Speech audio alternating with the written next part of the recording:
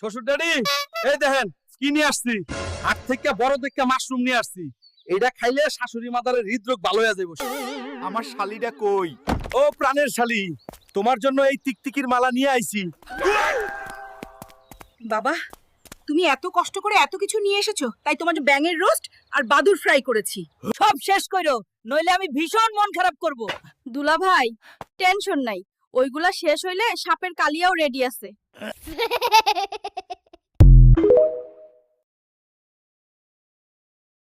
শ্বশুর ড্যাডি, এই দেখেন কি নিয়ে আসছি। হাট থেকে বড় দেখে মাশরুম নিয়ে আসছি।